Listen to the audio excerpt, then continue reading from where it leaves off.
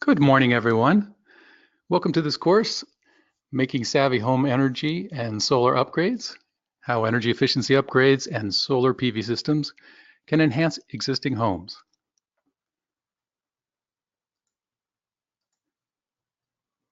I'm John Spillman. I'm a senior technical consultant with Earth Advantage based in Portland.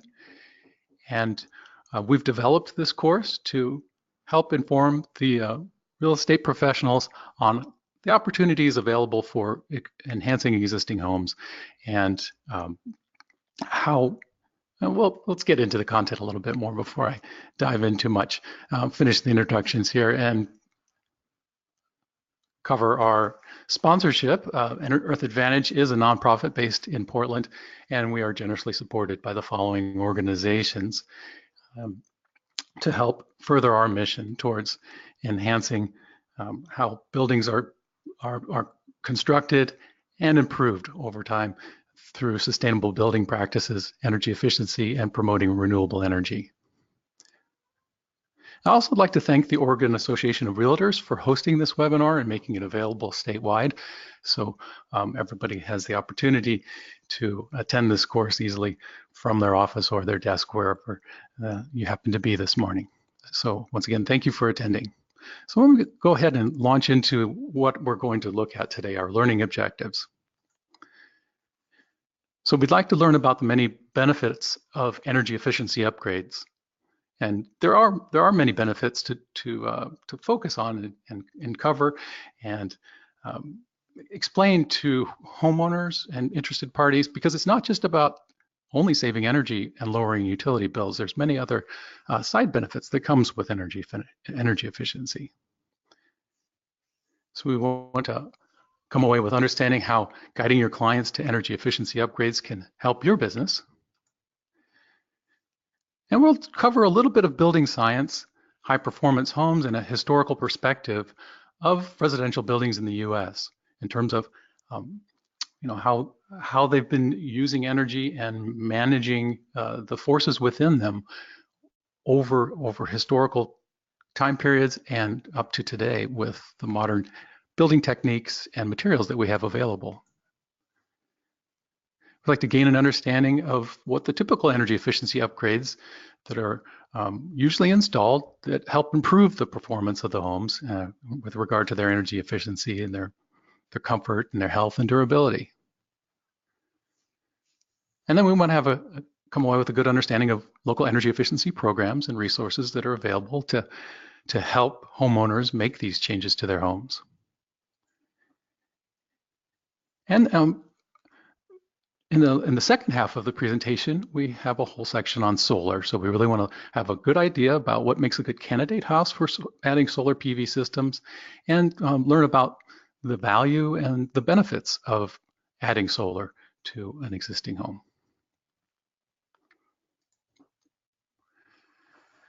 So let's begin with the historical perspective. When we look at the homes built early on in the initial development of our country, we're looking at older homes that were traditionally built with 2x4 wood frames, had wood siding, typically lap siding made with individual boards, and sometimes there was even lap finishes on the inside of the home. So these homes have shown to be very durable, long-lasting, and many of them are still around and well loved to this day. And oftentimes that had to do with the fact that they were very forgiving in the way that they were built, because they had lots of gaps and cracks in the walls and the floors, which helped benefit the building itself. Wasn't so great for energy efficiency. So typically there were really large old heating systems associated with these buildings and these houses in order to keep the homeowners comfortable. Fuel was plentiful and cheap, so you basically have an older leaky home, just throw a lot of fuel at it, and it functioned for its time.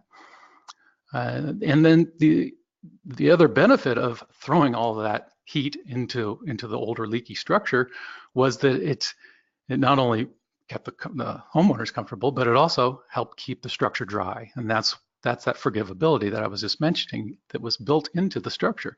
So they weren't the tightest buildings. They weren't even necessarily the tightest for keeping the rain out at all the times, or perhaps keeping moisture from getting into the walls from inside.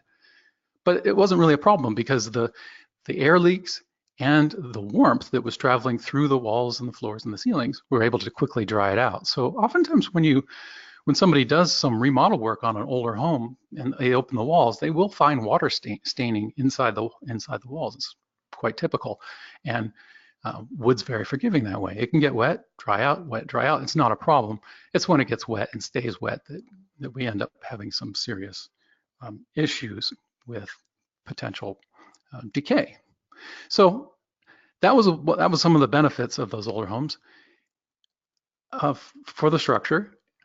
But times have changed over, and the fuel's availability really came to a head in the 70s when we had the first oil embargo, and really woke everybody up to the fact that, hey, we do have limited resources here. We had prices go through the roof, the gas crisis, and all of that, and that changed things significantly in terms of how we think about energy. So at that point in time, energy conservation programs started kicking in, and builders were making efforts to add more insulation, tighten up homes, and try to reduce the amount of energy that we're using. We just couldn't really go with the status quo of not insulating and throwing lots of fuel at lots of heat in the building anymore. So energy conservation came out of that as a priority, as I said. And the changes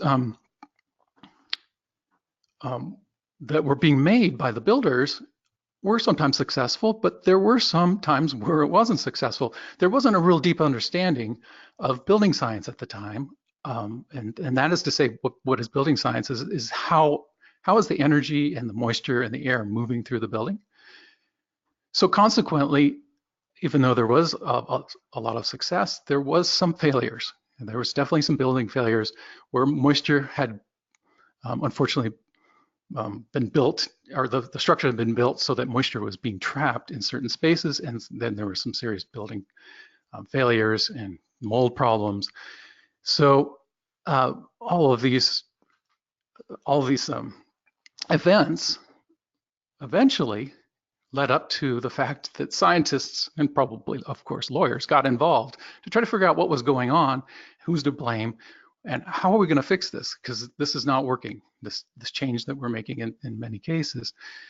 So that's once the scientists got involved, then we started looking at the early emergence of the field of building science. So the scientists took on the challenge of learning how all the forces are interacting within the building. And the forces that we specifically look at in building science are air movement, moisture movement, and heat movement. So lots of studies had been done. There's been laboratories set up. And in the past 45 years, the field of building science has really matured. And now we have an excellent understanding of how these buildings function, how they function as a complete system in terms of managing all those forces. So because we have all of that benefit of the knowledge of the lab research, consequently, we have lots of materials that are have emerged and are continuing to do so, and new techniques too. The builders are constantly innovating to make the buildings better and better, more comfortable, use less energy, more durable, and healthier. So that's really kind of building science history in a nutshell, and where we are today. So we no longer have to guess at what's going to make the building work. We know what's going to make the building work. We just simply need to use the right materials and the right techniques, and now we can have a super comfortable building that uses a lot less resources to operate. And we get a lot of benefit from that. So energy efficiency upgrades, of course, improve the energy efficiency. That's something that we've had drilled into our heads for decades, and we understand lower utility bills. And we often talk about, save energy, it's good for the planet, it's good for your pocketbook. But the real key drivers, the emotional drivers that most people will really connect with more than saving energy and saving money is comfort or health, long-term durability, and then of course the energy savings. So these are benefits that just come along with the energy efficiency upgrade. And these are really the key talking points for trying to help people understand why they should do this. Why should they make this investment in their home, and how is it going to benefit them? It's going to save them money, but it's going to ultimately create a higher quality of experience living in the home. So let's look a little bit more specifically at those benefits. So when you improve the energy efficiency in the performance of the home, you can have a home with more even temperature, less drafts, because you've gotten control of the air movement in the home. When the home is well insulated, there's less temperature differentials, less hot and cold spots, and we've all experienced that in older homes. You can also improve the indoor air quality. So consequently, that's how you have you can say that the home that's performing better potentially has a healthier environment in which to live. The homes that have been improved with energy efficiency are often ventilated with fresh air, and because we've controlled the movement of air leaking through the building structure, perhaps from the attic or from the crawl space, like it does in an older leaky home, we're potentially keeping pollutants out. You also get an improvement in durability when you improve the energy efficiency and the performance of the home, because you control moisture. And because most of our homes are built with wood, wood is food to microorganisms. And as soon as the wood gets wet, it becomes dinner. So it's crucial that we control moisture and keep moisture out of our structures. So by controlling air movement and effectively managing moisture in the home, we're making the home, we're safeguarding the home essentially, because we can no longer rely on the leaks and the heat that we talked about in the older homes. Now it's tight and it's insulated, so we need to keep the moisture out. And there's a multitude of really great products available for the builders and the remodelers to manage the moisture now.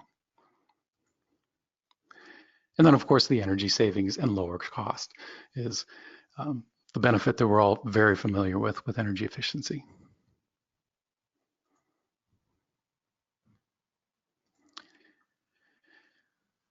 So lowering the utility bills lowers the total cost of ownership for the home too. So this is a key thing to help explain to clients who may be looking at buying an energy efficient home versus buying a home that was just built to code. Your total cost of ownership, is going to be lower, which means that you can afford a higher mortgage. And oftentimes the savings from not paying that extra money to the utility bill and shifting it over to your mortgage can be a real benefit.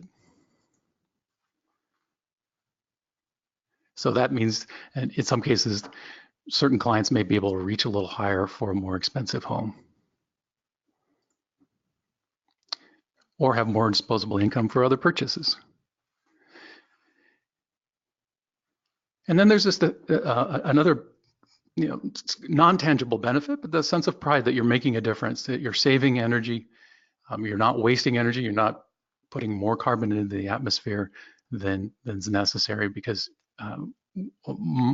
in many cases our older homes are simply bleeding energy through leaks or lack of insulation. So it doesn't take a whole lot of investment to reap all of these benefits, as well as feel really good about what you're doing. And of course, you can qualify for financial incentives through the energy conservation programs available statewide. The incentives are available for certain upgrades to help offset the costs and make it, and essentially encourage the ratepayers to make the improvements to the home. And discounts on loans, and in some cases lower insurance premiums. The insurance companies have, the actuaries have noticed that there's less claims, that there's less risk associated with homes that are more energy efficient. And that may be a corollary with the type of people who are living there, or perhaps the way they're taking care of the home, but it does exist. And the insurance companies have recognized that, and oftentimes will offer some discounts.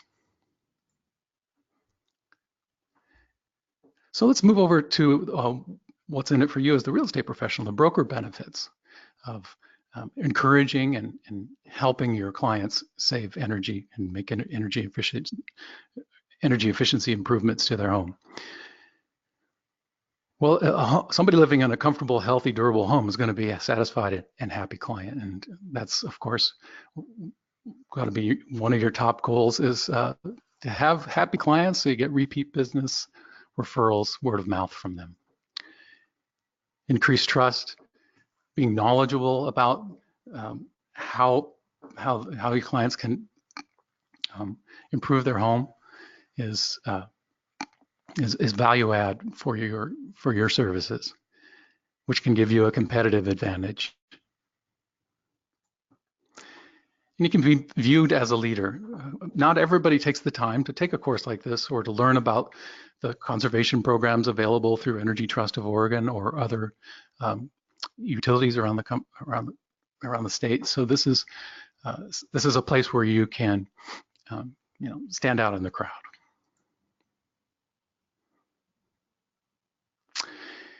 And of course, we really need to pay attention to the big picture. Things are changing quickly. We are moving towards renewables, but we still are using a lot of fossil fuels to power our planet, and it's crucial that we make the change as fast as we can towards using less resources for long-term future sustainability.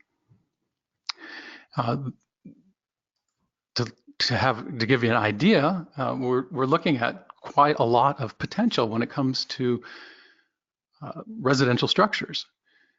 So 42% of all the energy is consumed in 120 million buildings. So just in the buildings, we have 42% of all the energy we use each year.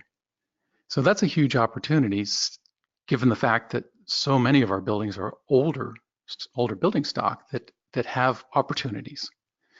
So about half of that is going towards the residential side, and that's why these programs exist. And that's one of the reasons Earth Advantage's mission is to help promote building better buildings, because there is such a huge opportunity for making a change.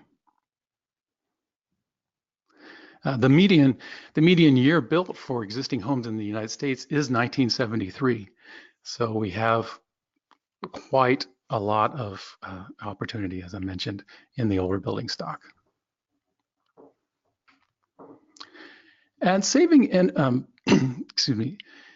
energy is also very cost effective. And this is an interesting slide to kind of get an understanding as to why the power companies are promoting energy efficiency. Sometimes, a lot of times people think, well, why are they encouraging me to use less of their product? And that's because energy efficiency is the most cost-effective way to meet new demand. And the new demand that we're talking about here in the slide is new electrical or natural gas, or whatever fuel the utility is providing. It only costs, on average, through a conservation program, about 3 cents per kilowatt hour of electricity saved to free up that kilowatt hour so that they can sell it to a new customer who's coming in the future. Versus if they need to build a new power plant, it costs them about 10 cents per kilowatt. So you can see it's an amazing bargain for the power companies to encourage people to use less, because they have to be able to meet future demand as the economy grows. So they can make much more profit if they can get us to stop letting the fuel and the energy just evaporate and sell it to somebody else. So that's essentially why energy efficiency is it's good for not only our pocketbooks, it's good for the overall economy.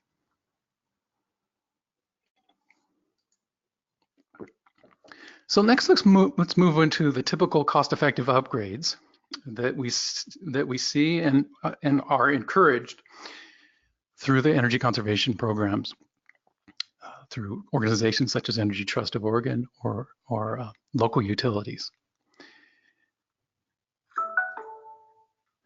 We'll start with this slide, which is it's a matrix that we've set up that shows energy efficiency investment payback. And this is oftentimes how we've been trained to think about, should I do this energy efficiency upgrade? How long is it going to take me to pay off the initial cost through the savings? And that is one way of thinking about it. And it's like I said, we've been trained to do it for years and years. It doesn't take into account comfort, health, or durability, or any of the other benefits. So that's not even in the equation, or even a return on investment, versus taking that same money and putting it in an IRA or something like that, or buying some stock. It's usually a really great return on investment. But since we think in terms of payback, let's categorize the efficiency upgrades in that way. So we've set them up with tier 1 investments, tier 2, 3, 4, as you can see on the slide, and they're all categorized by their payback. So let's start with, yeah, there we go. There's at the bottom of the slide, you can see the typical payback. You know, it varies. It varies a lot with the current utility rates and such. But we can see in tier 1, these are things that have immediate payback. Usually they're things that are oftentimes on the list. You see occupant behavior is changing. There's no cost involved. It's maybe just operating the home differently. And we see that all the time in, you know, top 10 ways to save energy articles and such. Tier 2, that's more like 1 to 3, a really quick payback period. And these are systems improvements where you're upgrading the lighting, you're doing some low flow aerators and such like that, particularly on hot water lines, weather stripping, perhaps a programmable thermostats. That's a little bit pricier piece of equipment, but shown to have a pretty quick turnaround on payback. And then there was the tier 3. Now with tier 3, we're looking at 4 to 5 years, and this is looking at, in many cases now, we're probably going to hire somebody, unless you're a real DIYer and going to go up in the attic and do your own attic installation. But most people are going to hire somebody at this point for these type of investments. So consequently, now that we've got some labor involved, there's a higher cost. So the payback period is a little bit longer, 4 to 5 years. Tier 4, 6 to 10, and tier 5, 10 plus. So when we get into tier 4, we're looking at major pieces of equipment, and it's usually most cost effective to start thinking about replacing that type of equipment when it's at the end of its life cycle. It's usually not that cost effective to take a piece of equipment out that's only 5 years old. It makes more sense to do it when it's 15 to 20 years old for a furnace, for example. But at that time, jump up to Energy Star to the highest efficiency you can, because the differential between Energy Star and not Energy Star is small, but the payback is huge. And then there's tier 5 investments where we're looking at window replacement or larger systems like geothermal heat pumps and solar electric panels are a bigger or a longer payback period. So the reason we categorize this this matrix like this is just to give you some guidance to help your clients when they're thinking, you know, if somebody's asking, you know, I really like this house is a bit outdated, we need to do some work on it, and where should we put our money? Well, you want to start off on the left side of the slide and work your way towards the right, because the bang for the buck is so much higher, and particularly when we start looking at 3, 4, and 5. This is the order of operations you should basically be looking at. You always want to insulate the home, air seal the home, and take care of the low-hanging fruit, so to speak, in tier 3 before you start moving on to tier 4 and tier 5. And that's because for the amount of money invested, you're going to save much more energy, and that's why we have a faster payback. Pretty simple concept. Now, one thing that may raise some eyebrows around is the windows. You see on tier is set into tier 5. And windows do save energy. I mean, there's a lot of marketing material out there, replace your windows and have your utility bill and all. They do save energy, but they don't save as much energy as insulation does or air sealing in tier 3. And their cost relative to the amount of the energy they save is quite high. So that's why they end up in the tier 5 investments. And it kind of pains me when I hear people tell me that that they're really proud about the energy efficiency upgrade that they did, and they replaced their windows, but they didn't look at their attic or insulate their walls. It's a missed opportunity to have saved even more energy on their bills and perhaps have more comfort.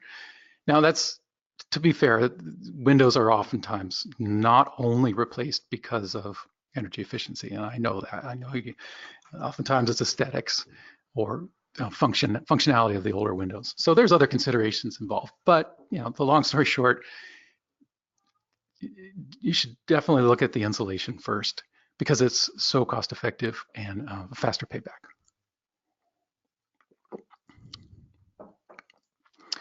So I'm just going to skip ahead through these slides. I talked about that.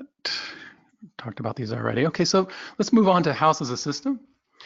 Now, the house as a system is a building science concept that came out of all of that research that I was talking about earlier over the past 45 years of research.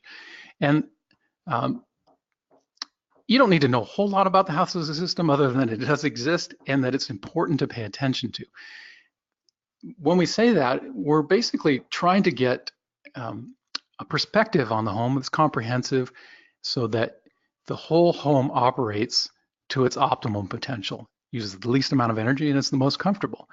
And if you don't look at the house as a system and take into consideration all of the building structure itself, the environment in which it stands, the mechanical systems that influence how the system works, and then of course how the occupants use the home, you may not achieve success. You may not end up with a high performing home. And in a worst case scenario, you may end up with an unsafe home. And that's because when you start changing the dynamics of how the air and the energy move through the home, if you have things like open combustion hot water tanks or older furnaces, you can actually create an unsafe situation. So it's important that you work with a professional that understands this. This had training in the house as a system and can understand how to improve the house to ultimately achieve success and keep it safe. And those professionals are known as home performance contractors. Now, home performance contractors are sometimes they are also insulators, sometimes they're also heating contractors, but they'll have had somebody on staff who's taken building science training and home performance training. And they also will have this type of equipment that we see here in this slide, which can test the home for how airtight or air leaky it is, can also test the ductwork for how tight it is, and keep the house as a system in balance. And that's what we're ultimately trying to do, is keep it in balance so that the system operates properly, and as I said, with the least amount of energy input. So a good tip is to direct your clients who are interested in improving their home to find a home performance contractor. And I'll show you in a few moments where we can find those type of professionals on the Energy Trust of Oregon's website. So the houses, the home performance contractors, when they are testing the home for leakage, they're trying to find the leaks so that they can seal them up.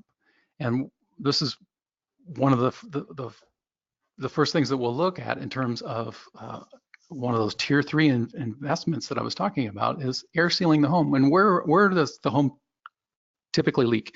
Well, in this diagram, we can see that there's oftentimes a lot of leaks at the ceiling plane going to the attic.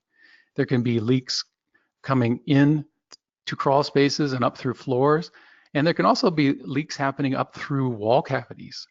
And these leaks will potentially bring in pollutants, but they'll also be stripping heat out of the building, particularly in the wintertime. The air can act like a conveyor belt and literally strip the heat right out of the building and up to the attic and out into the atmosphere. And then your furnace kicks on and you're just using more energy unnecessarily. And because a lot of these leaks are in the structure, we don't necessarily perceive them. So we don't even know that's happening. It can be going on for decades. So a home performance contractor will come into the home, they'll test the home, and then they'll look for where the air leaks potentially are. And we have some example slides of how air leaks through the building structures. And it's because we have a lot of these services built into the to the walls and the floors and the ceilings that need some space and had to have holes or chases created for the services to go through. That can create a lot of air leakage potential and connect crawl spaces to attic through walls, and essentially end up with like a chimney going through your wall, like we see in this third photo right here. So the home performance contractor will test the home, and then they'll go and they'll seek out where are all these leaks happening, and they'll seal them up. And the way they seal them up is pretty simple.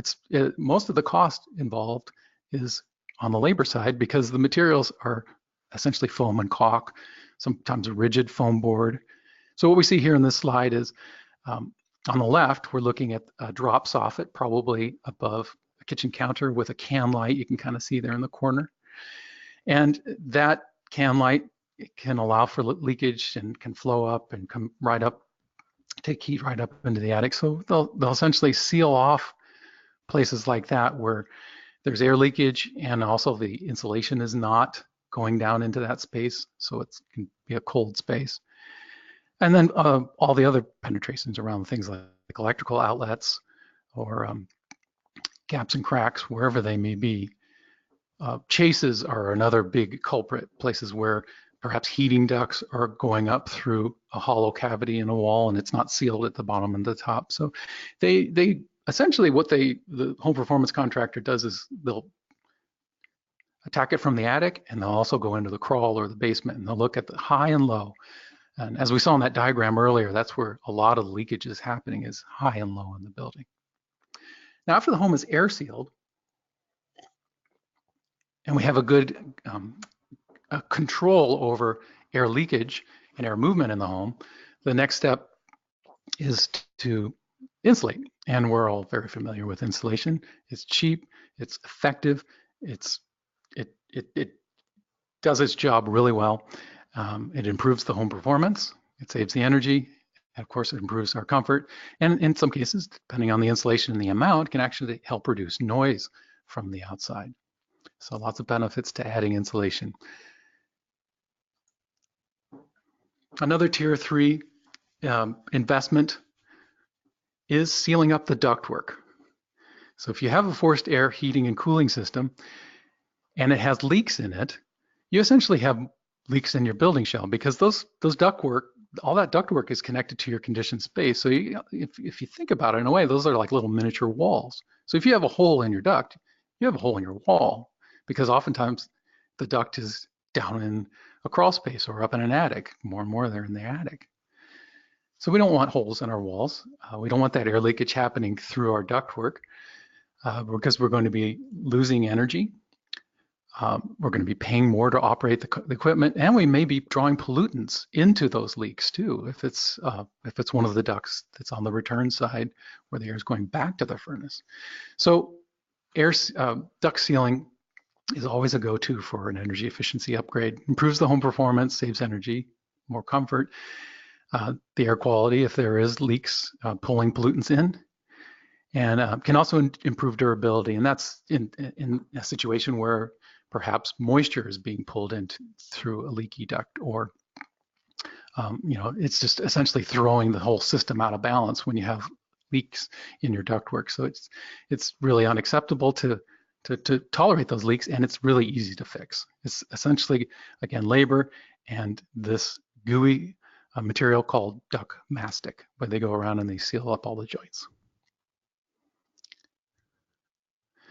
Now, ventilation systems are crucial, particularly when the home, if the home performance contractor gets the home tight enough and to a certain level where it becomes necessary to ventilate the home, and they have equipment to test that. That's another one of the in-depth training protocols that they'll go through to make sure the home stays safe, is to make sure that the home has healthy indoor air.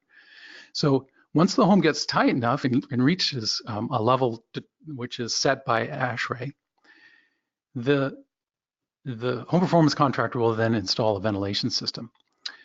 And it can improve the home performance, but its main function is to improve the indoor air quality and manage the moisture, because we want to live in a space that's got good control over air movement and heat movement, but of course we have to pay attention to our indoor air quality and make sure we stay safe and have fresh air on a regular basis. So the ventilation systems will have a 24-hour, 7-day-a-week timer on them to make sure that they bring in just the prescribed right amount of air for the size of the home and the number of people living in the home.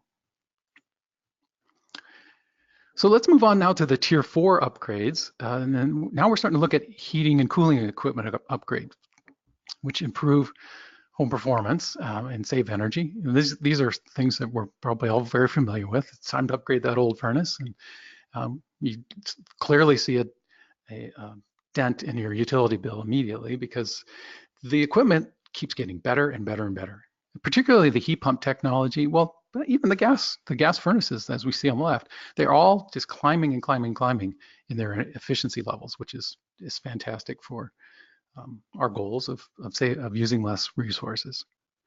So our categories, we have the gas furnace on the left, ductless heat pumps, high efficiency air conditioning and heat pumps on the right. These are the most typical things we see. There's of course other types of systems out there, but this is what we see mostly in our market. So another heating and cooling upgrade is the programmable thermostat that I mentioned earlier. This is actually in Tier 2. It's got a faster payback because it's a lower cost. It's been shown to save energy. These are self-programming thermostats that will optimize comfort and minimize energy use. And they've been studied by a number of organizations in the Pacific Northwest and proven to be effective at saving energy. They're best paired with simpler, older heating and cooling equipment, where it's 1 or 2 stage.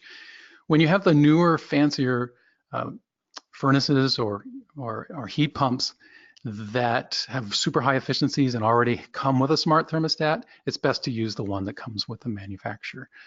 So this is a good option, the Nest or the Ecobee or any of the others, to pair with an older existing or a simpler piece of equipment. Lighting is responsible for a significant amount of energy use. So, of course, changing all your light bulbs out to LED bulbs is super cost effective and very quick turnaround and very affordable now. It's amazing how quickly we went from incandescent through the CFL phase for 5 or 10 years, and now everything is affordable at LED, and the light's so much better too. Appliance upgrades fall into the Tier 4. So if you are thinking about saving energy, again, it's going to be a longer payback. If the equipment's still functional and it's not that wasteful, it's probably better to wait on that again and do your installation first. But when it's time to replace them, it's definitely worth reaching for the Energy Star model and taking advantage of the latest technology. Heat pump water heaters, or water heater upgrades in general, I should say, are another Tier 4 upgrade. And I just mentioned heat pump water heaters, and that's what we see in the slide here, which is oftentimes what people are upgrading to now when they have electric, or the tankless gas upgrades for natural gas hot water heating, which we'll go into in a little more detail in a couple secs here.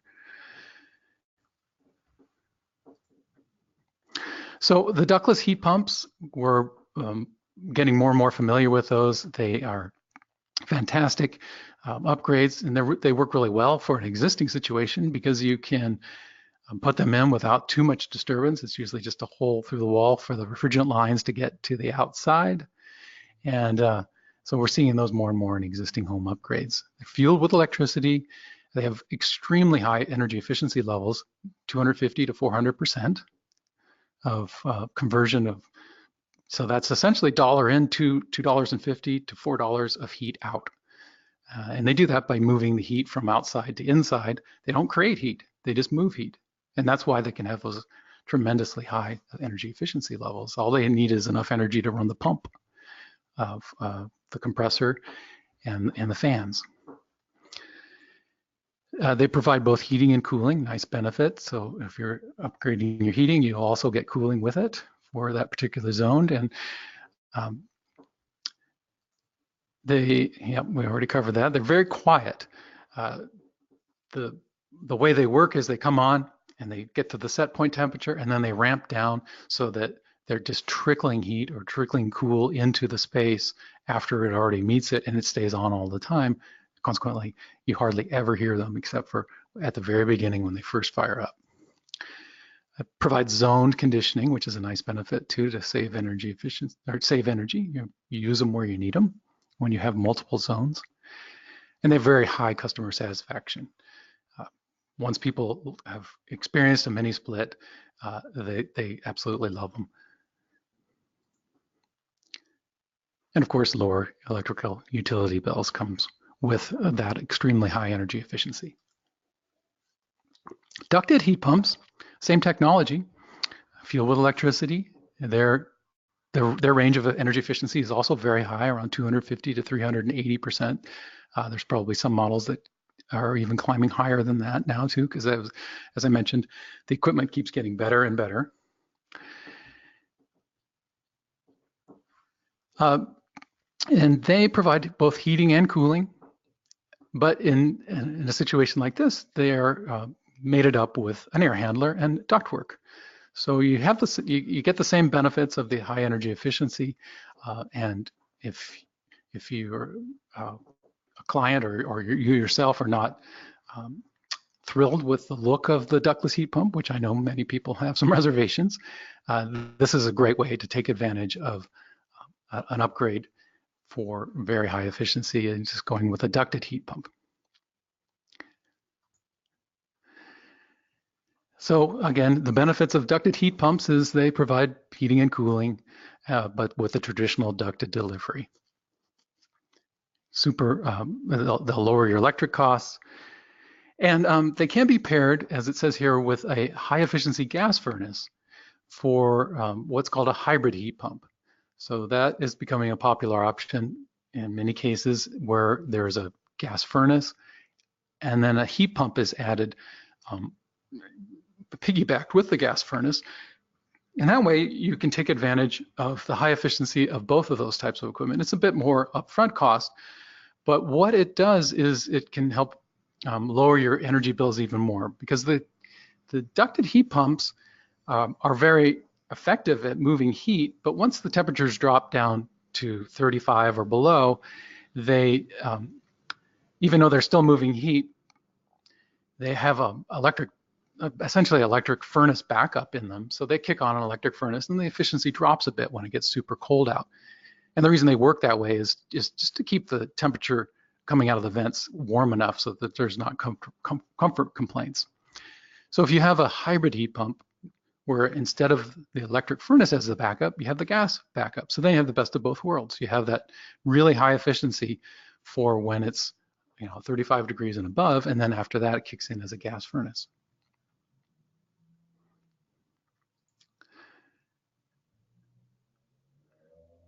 So speaking of gas furnaces, our next upgrade to cover is the high efficiency gas furnace, and these are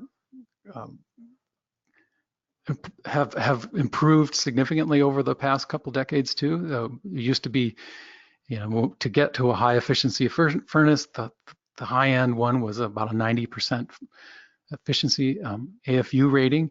And now we're starting to see 96 to 98% efficiency ratings. They're fueled with natural gas or propane. So the efficiency ratings are super high. They'll never go above 100, and that's just by the nature of how they operate. With natural gas, we're actually taking the fuel and we're turning it into heat. So you can't go above 100 with that, like you can with a heat pump. So we're starting to peak out on the efficiency levels, but that's great. They are using the least amount of natural gas to deliver the comfort. They provide heating only, typically used or set up with ducted forced air for clients who appreciate whole house distribution. One thing you can do though, when you're upgrading the furnace is, even though they're starting to approach their maximum efficiency on the fuel conversion rate, is on the fan side. So you can get a furnace that has a variable or multi-speed fan that is much more energy efficient than the old 1 or 2 stage fans that we have in most existing furnaces, where the fan energy ends up accumulating quite a bit of cost over the year. So it's a good idea when upgrading the furnace to specify that you want to have a variable or multi-speed fan. And the type of motor that runs the fan, it's a technical term, it's called an ECM motor. So that's something that you would want to ask for. But most variable or multi-speed fans are ECM motors, and they'll be using less energy there. So you can improve the overall efficiency of the system that way. So high efficiency gas furnace benefits: it's the most efficient gas heating option, 90 to 98% efficiency. Boiler systems are also very popular for radiant heat, and they can be operated with a high efficiency gas boiler, where you can get to those high 90% efficiency ratings as well. And in the not too distant future, we're starting to see some heat pump technology come into the market that is robust, or I should say large enough, to be able to power radiant floor heating systems. So that's an exciting development. So it's probably in the next 5 or 10 years, we're going to see affordable equipment where you could run a radiant floor heat system with a heat pump heater, so that you can bump that up to those high efficiency levels. But in most cases now, when we have a boiler system, we're looking at something like this, a high efficiency boiler that's going to have the most efficient gas heating option for heating the water and providing the heat to the floor or the radiators. Their typical efficiency levels are 90 to 96%. Of course, they're very, very quiet with radiant floor or wall heaters with a very comfortable and high customer satisfaction rate, and because it just feels so good. And partly that has to do with that's the way we're designed as human beings. Our skin likes to be heated with radiant heat. That's why it feels so good when we step out into the sunshine. So we're getting that same kind of heat delivery to our skin when we have radiant floor or radiant wall systems. So high efficiency hot water systems are up next. And as I mentioned earlier, the two most common options are the tankless water heaters for upgrades when heating hot water with gas. This is an excellent option where you can get up to those high efficiency levels of 90 to 96%. They can be fueled with natural gas or propane. And they essentially are oftentimes referred to as on-demand hot water heaters.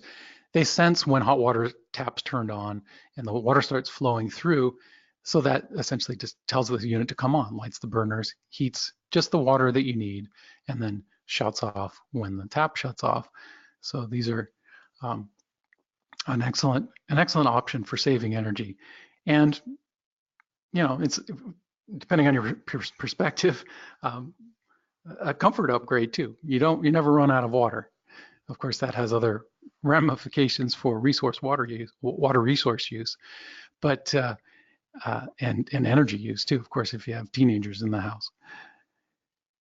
So when it comes to their cost effectiveness, again, these are in the tier 4 category. Sometimes they may bleed into the tier 5 category, and that has a lot of dependency on, in an existing home situation, what the gas line, what size gas line is coming into the home. So their cost effectiveness varies. Because they heat water so quickly, they need a lot of gas, which means they need a fat pipe coming into the home. And oftentimes in existing homes, the gas line coming in from the street is not large enough to make these, to power these effectively. So if that's the situation, then you have to pay for an upgraded gas service, and that adds a whole bunch of costs to the upgrade. So it's a case-by-case basis as to what the payback period would be, but they are a great option if you can get them installed at an affordable price, because they save so much energy, and as we saw, their efficiency levels are just as high as the high-efficient furnaces and boilers. On the electric side, the latest and greatest technology that we have available, which is on the shelf and being used regularly now, is the heat pump water heater. So if you have an old electric tank, this is typically the go-to upgrade, is installing a heat pump water heater. And it uses that same technology that we talked about with ductless heat pumps or ducted heat pumps, where it's using electricity to simply take the heat that's in the air around the tank and put it into the water. It's through the refrigeration cycle, and it's essentially able to achieve 180 to 300% efficiency levels, because it's not burning electricity to warm the water. It's using electricity to run a compressor and a pump to move the heat from the air into the water. And it's a technology has been introduced a number of times in the past with mixed success. But this, a couple decades ago, the big difference now, what we're looking at, is the major manufacturers are all producing heat pump water heaters now. So we have, Rheem and Bradford White and all of the big guns on the hot water manufacturer side have created heat pump water heaters, and they have reliability now, and they're working really well. They do have an electric backup in them in case it gets too cold once again. So they do have, we can see a hatch here, kind of like we see on a regular water tank. So there is an electric element in there, and in the case where they're having a hard time keeping up with demand, perhaps you have a crowd in the home and there's a lot of showers being taken. So it's not like you're gonna have any problems with having enough hot water, because you do have the electric backup. But most of the time they'll operate with that heat pump and save a tremendous amount of energy. So here's a quick diagram of how they work, what I just described. They pull the warm air in to that top unit that sits on top of the tank and extract the heat out of the air through refrigeration cycle, and then it gets pushed down into the tank through a number of tubes where it transfers into the water. Now, this slide is showing the heat pump water heater being ducted to the outside. And this is an important distinction to note. When you're talking about using a heat pump water heater to take the heat out of the surrounding space, if you have the heat pump water heater in your living space, now you're taking heat out of the air that you paid money to put heat into. So there's declining efficiency. So it's actually better to have these located in an unconditioned basement or a garage, so that you're not pulling heat out of the air that you've already invested money into, just because your efficiencies will stack up or decline downward, I should say. But the recently, the manufacturers have started creating the option for putting it in conditioned space if you really want to take advantage of this technology, and they have this type of a unit where it can be ducted. So this is the same heat pump water heater, but now it's pulling the air from the outside of the home, or maybe that's a crawl space over there. Any unconditioned space would do, and it pulls it in, extracts the heat, puts the heat into the water, and then exhausts the cold air back out. So now it doesn't affect your conditioned space. So this is a great option. And I said relatively new in the heat pump water heater and opens up some new possibilities. Okay, so that wraps up all of the typical energy efficiency upgrades that we looked at in the initial tier category where I introduced the upgrades and the payback periods. Those are really the best places to focus your energy, so to speak, when you want to make an investment and ultimately save energy and improve the comfort and health and durability. So now let's start looking at the efficiency programs that are available. We'll specifically spend quite a bit of time on Energy Trust of Oregon. It's the largest program across the state, and it's dedicated to serving 1.5 million customers of utility powers that participate, and that's Portland General Electric, Pacific Power, Northwest Natural Gas, Cascade Natural Gas, and Avista Gas, as well as Northwest Natural Gas customers in Southwest Washington.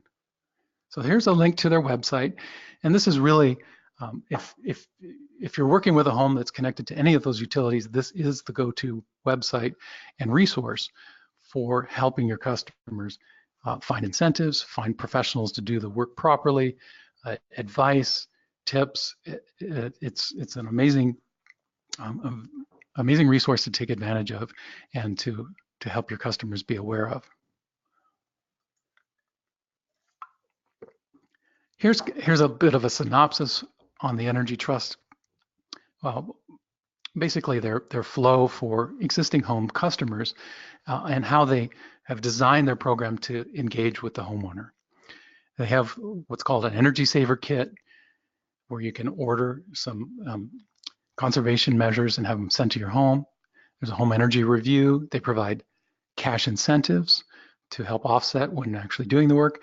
And then they have a network of contractors, which they call the trade ally contractors, to help get the work done properly and take advantage of other programs. So let's look at each of these a little bit more depth. The Energy Saver Kit is it's free for customers who are in Energy Trust of Oregon territory. They can order it online on their website, as long as it hasn't been sent to that address previously. It's one per address, and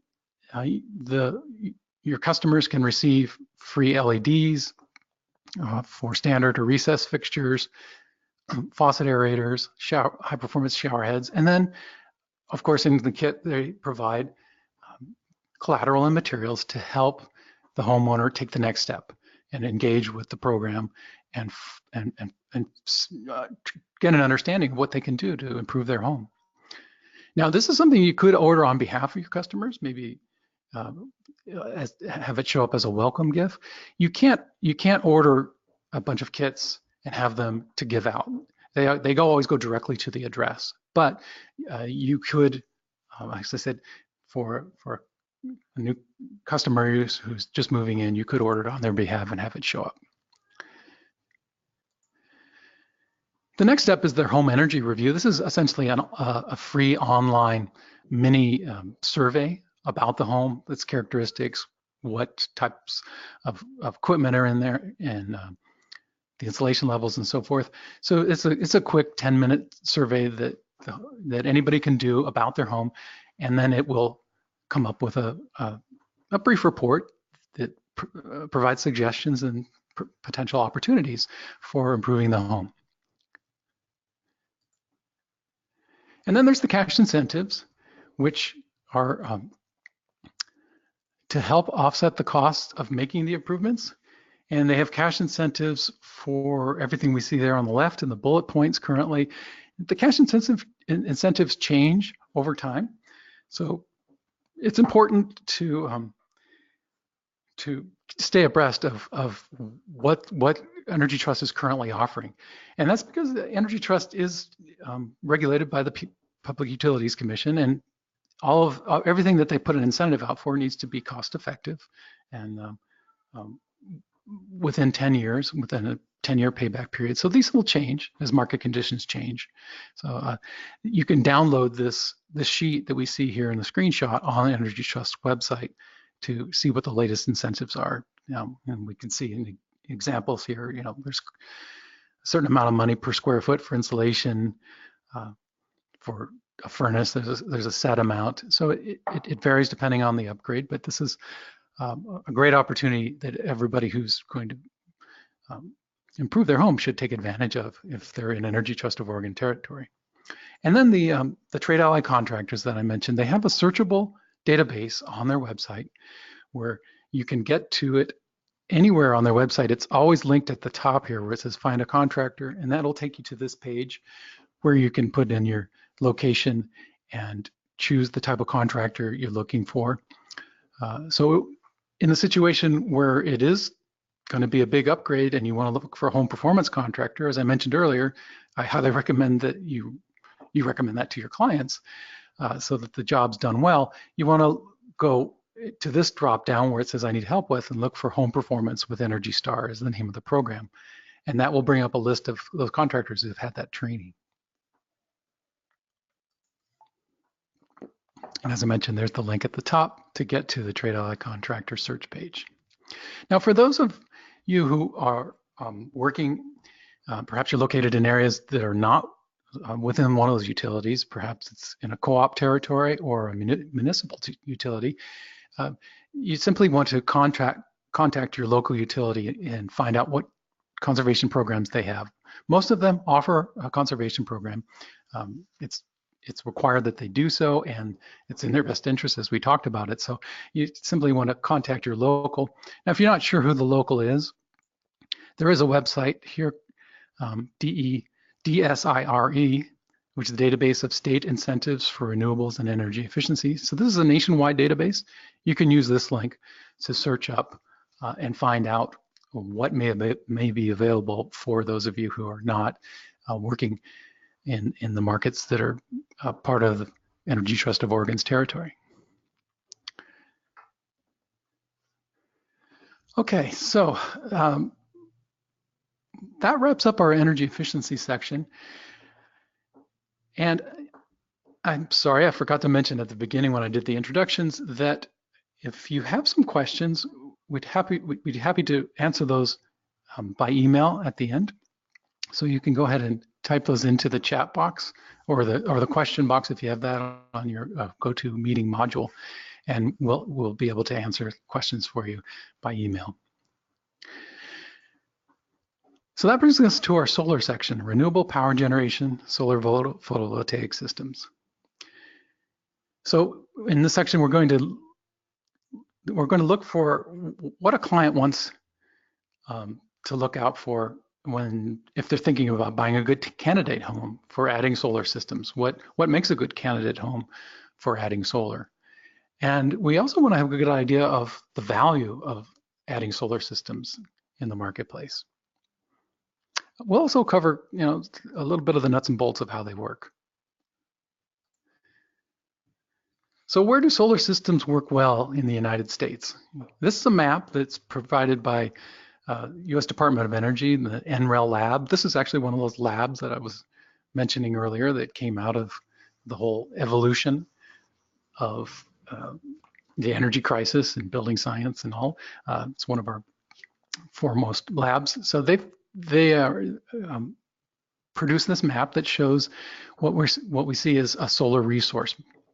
How much sun is hitting the ground in any one place that can be captured with a solar panel to create energy. So wherever you see green, yellow, or orange on this map, which is virtually everywhere in the United States, there's more than enough sun power or solar resources to provide viable power options for adding solar. There are some people who are skeptical and feel like, well, I'm not quite sure there's enough sun. It rains here so much, it's so cloudy. how it's probably not going to be worth it. Well, when we look at specific locations around the state and the country and the world here on this slide, we can compare the solar resources, and this is how much energy in kilowatt hours per every square meter per day is hitting the Earth on average. So we can see that we have quite a bit of sun, particularly when we compare it to a place like Miami, Florida, where you would expect to see probably one of the highest solar resources in the continental United States. We're not that far behind when it comes to Southern Oregon or Eastern Oregon, Redmond, even out of the coast. Portland's a little lower, it's 3.9, but it's still very, very viable amount of sunlight coming through. Despite our weather, despite our climate and our latitude, we have plenty of power hitting the ground to take advantage of. And we put Germany on here just to compare and contrast, because Germany is the country with the highest amount of solar installed of any other country in the world. And they're making it work with only, on average, 3 kilowatt hours per meter per square meter per day hitting the Earth. So we have plenty of sun. It's not an issue, and it's definitely something to consider no matter where you're located in the state. So here's the basics of how the solar systems function. When the sun rises above the roof, it hits the panels, we all understand that the power flows down to an inverter. And what the inverter does is basically turns the power into alternating current, which is what we use at our plugs from direct current. And then it flows from the inverter into the electrical panel and then off through our house. In most cases these days too, the excess power will either flow into the house or it will flow into the grid. So most of the systems installed now are what we call grid-tied systems. And so any excess power that we're not using flows out for our neighbors to use or anybody on the grid to take advantage of that power.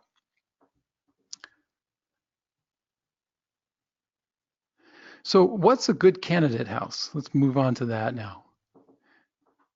What do we need? What elements do we need in order to add solar? Because not all homes are. Unfortunately, with our existing home stock, sometimes they're not facing the right direction, or there's shading, or so let's look a little bit more at the specifics of what makes a good candidate house.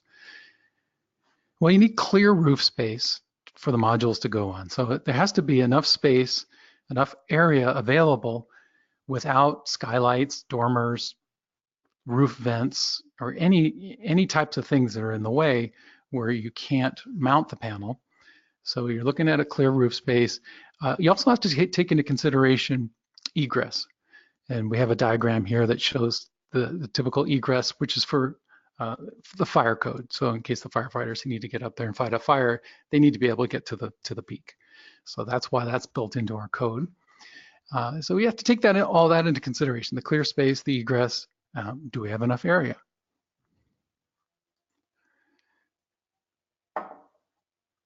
So here's again the Oregon pathway requirements for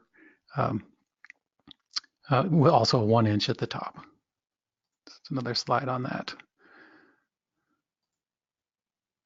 Now roof direction, of course, is key. We used to in the past, we only ever thought of the house doesn't have any south-facing roof, it's not a candidate. But what's happened is the technology's evolved. The efficiencies have gotten better on the panels. There's another thing, which we'll talk about in a minute, called a microinverter. So all of that technology evolution has made it possible to use a roof space that's not perfectly facing true south. So we can look at southwest, southeast. We can even look at east and west now in some cases if there's enough clear line of sight to the sun in those directions. You can make those roof spaces work as well. So that's really encouraging and opening up new possibilities. Now, one way to check on any house easily is to use this online tool called the Google Project Sunroof. It's a great tool where you can search the area and it pulls up a Google map just like you're used to with the satellite view, but it also color codes the map, or color codes the roofs, I should say, of the structures.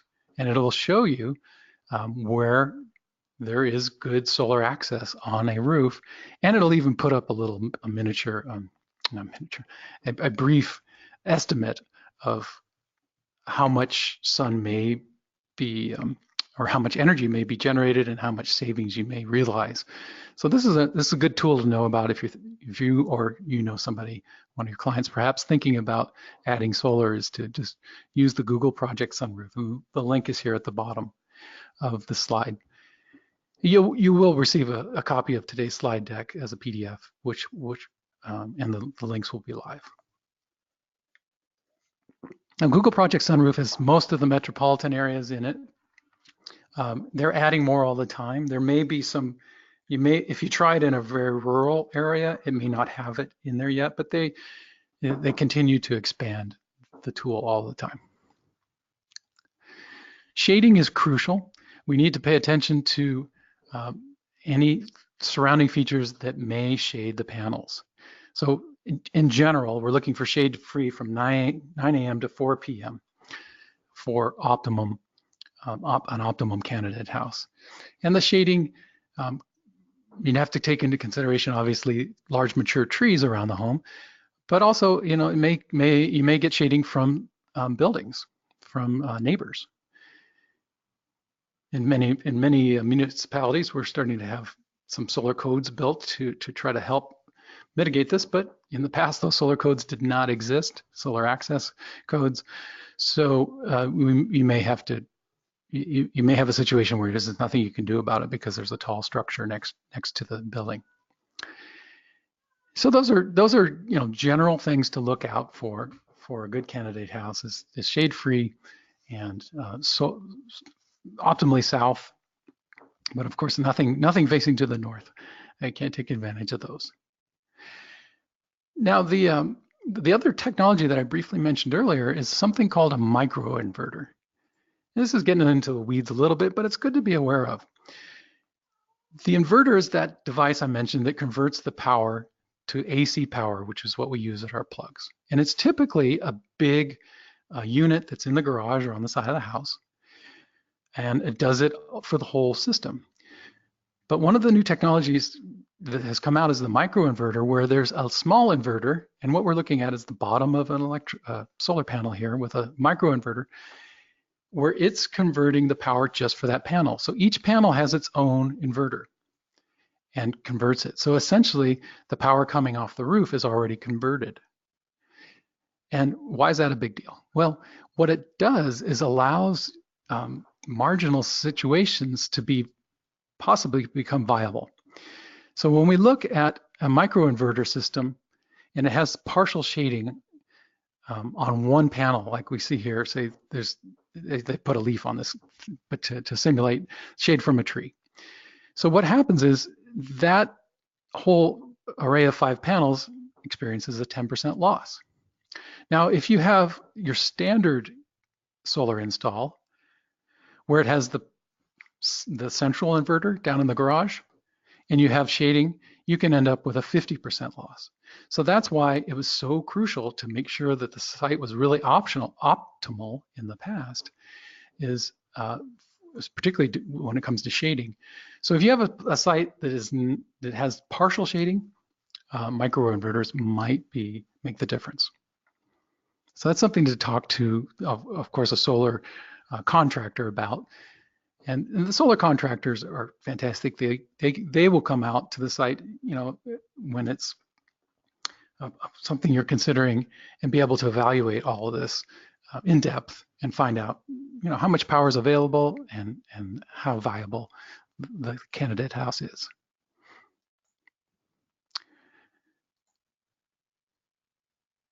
Okay, so it's now a good time to consider solar PV. Well, let's take a look at some statistics. Bottom line to the question is, it definitely is. And that's because of the dynamics in the marketplace. We've probably all heard this by now, that the cost of solar has dropped precipitously. It's just amazing how quickly the prices have dropped for the equipment. And consequently, we've had a huge amount of demand. Energy Trust of Oregon, this is a slide from Energy Trust of Oregon, where they helped more than 12,000 residential customers install solar systems in 2018. So the growth curve on demand is steep, and that's because the install cost keeps dropping, as we see here on the red line, just keeps dropping over time. So that's a great dynamic for taking advantage of this technology, and of course, in our overall energy picture, it's fantastic because it's helping us move towards renewables faster. Here's another slide that shows the decreasing cost of a typical system, a relatively small system, a 3 kilowatt system over time. So you have the decreasing cost, and then you couple that with the fact that there are still incentives and federal tax credit available for installing solar. So you couple those two facts together, and that's why the answer is definitely yes. The prices have dropped, but the incentives and the tax credits are still available. And we have, we'll look at those a little bit more in a minute. Next, we're going to look at a typical example of what solar can do to the power bill for a home. So this is produced by Energy Trust of Oregon again, and they did a theoretical home based in Portland, Southeast Portland, with electrical costs of $80 per month on average. And the electrical costs are shown here on the blue bars. So now if you add a 4 kilowatt system with south orientation and today's electric prices, you can see how the electric bill is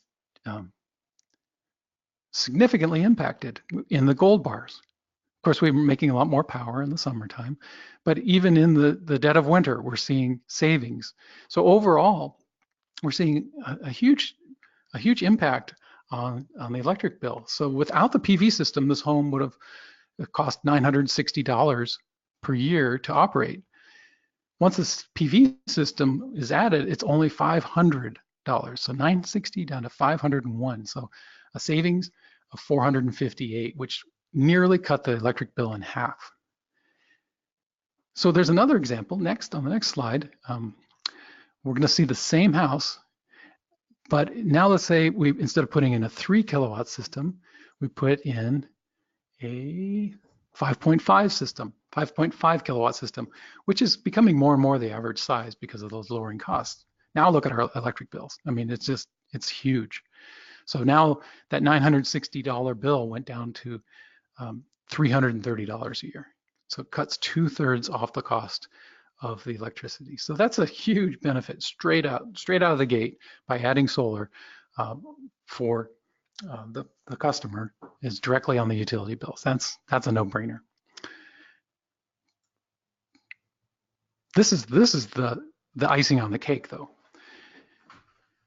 The Lawrence Berkeley National Lab does a nationwide survey every couple of years on homes with solar across the country.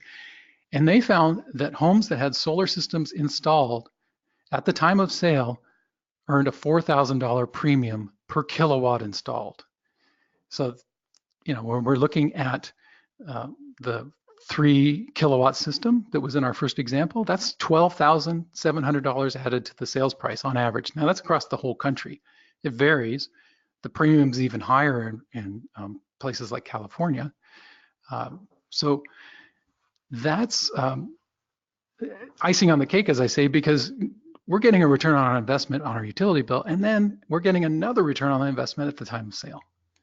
There's not too many places where you can invest your money and get a double return like that, all while saving energy and you know, doing good things for our overall our planet at the same time. Here's another statistic from Energy Trust of Oregon that they did a similar study that Lawrence Berkeley National Lab did in 2011. They found $9,800 to $12,800 premium at the time of sale for homes in Oregon with solar systems.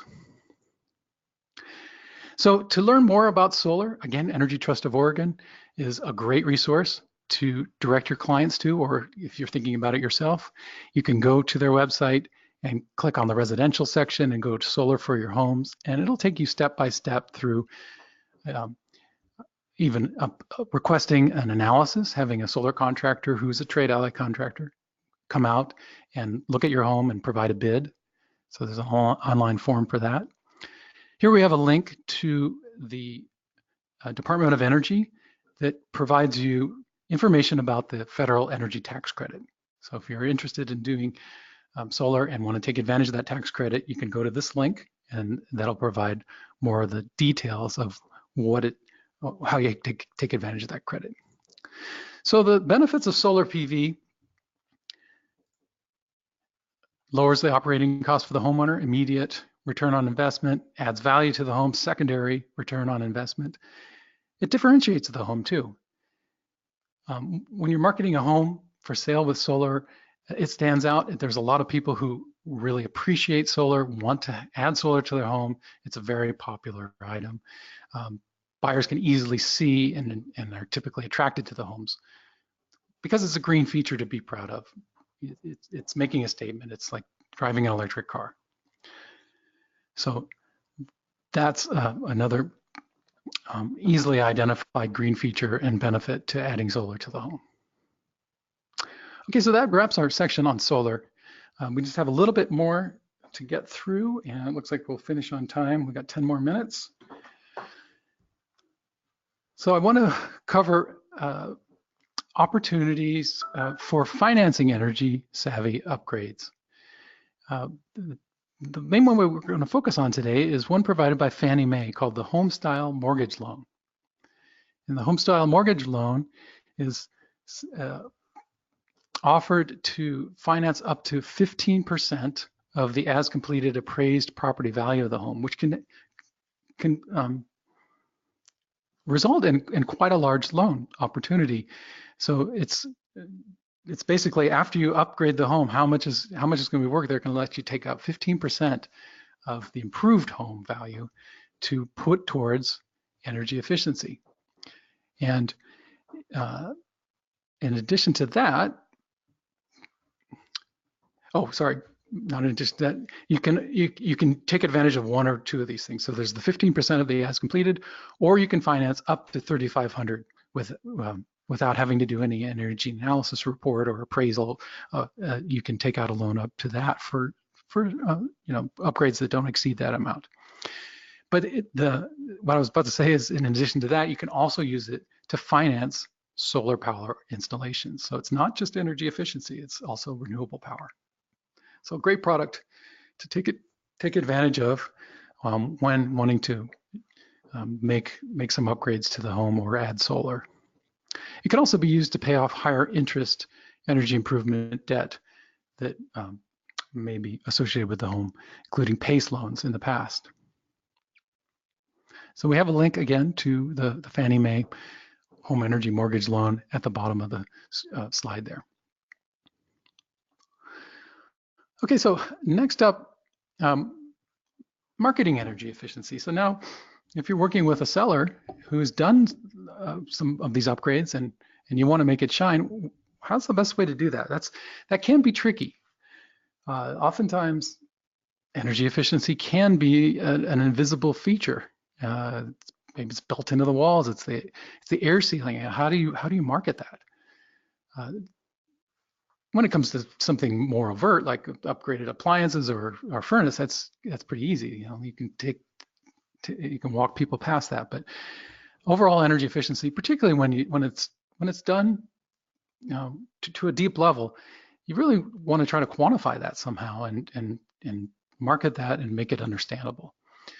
Well, the green fields are a great place to focus on when you're doing your listings.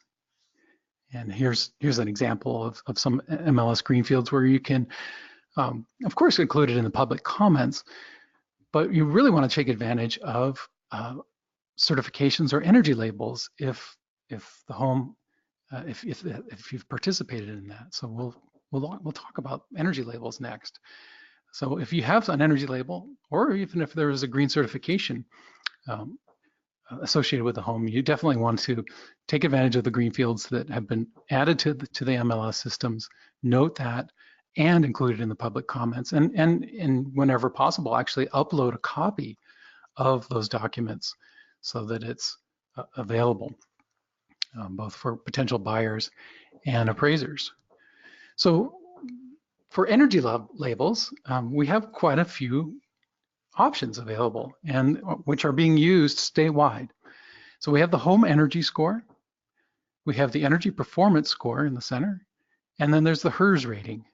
And it's a good idea to become familiar with all of these energy labels, ask if they're available, ask if they exist, and use them to help market. So the home energy score is on the left and is something that has been introduced in our market in the city of Portland starting the beginning of last year. All homes being listed for sale in the city of Portland are required to obtain a home energy score to help the marketplace understand how the home is using energy. Essentially, what's the operating cost? How efficient is this home? And it's about to be introduced voluntarily statewide. We'll cover that in a second. The energy performance score is something that is a score that will be associated with a project that was built through Energy Trust of Oregon's programs. So there are some existing homes out there that earn energy performance scores. Generally, it's associated with new construction. So there are builders who are participating with Energy Trust to build energy efficient homes above and beyond what's required by code. And the energy performance score measures how much more energy efficient the home is, and again, provides operating cost estimates, energy estimates, and carbon emissions estimates. And then there's the HERS score, the home energy rating system, that is a different type of system, which again is demonstrating how energy efficient the home is compared to a standard new home. In the slide here, we can see the standard new home is set at 100, and the example is earning a 65, so it's more energy efficient than a standard new home, and that's a different rating scale. But they're all really effective tools that you can use to help market energy efficiency, because not only do they have the score, but they have information on these scorecards that can help a potential buyer understand that, hey, this home's been improved. It's better than that home that we looked at an hour ago, and look at the operating costs.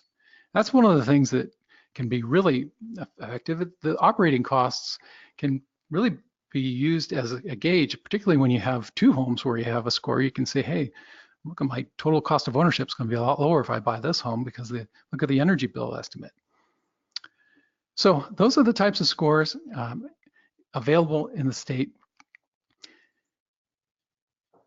As I mentioned, the City of Portland Home Energy Score Program requires sellers of single-family homes to obtain a score and disclose the score at the time of listing. And the state of Oregon is just about to launch the home energy score statewide. Now, this is going to be voluntary, and I want to underline that. This is a voluntary program. It's not going to be mandatory as it is in Portland, and I probably had some hair raised on the back of some of your necks right now when I introduce this, but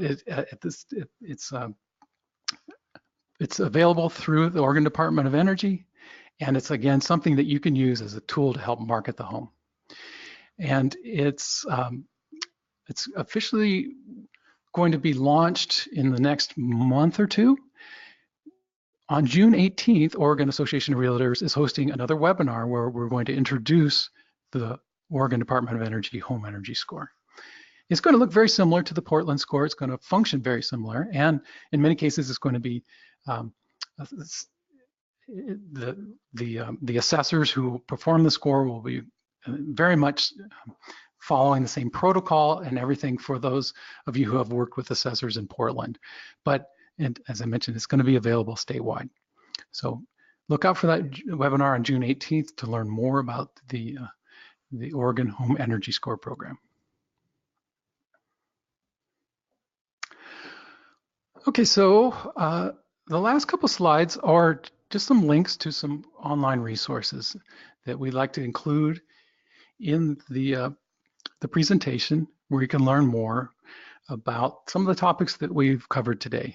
So the first one there, these are all taking you to the Energy Star program, the federal program administered by the Environmental Protection Agency. Home Performance with Energy Star is a program that is specifically focused on improving existing homes. Those are the contractors that are participating that have had that training that I mentioned, which we would call home performance contractors. So to learn more about home performance with Energy Star, there's a link there. There's a couple of other links, just general information about energy savings at home.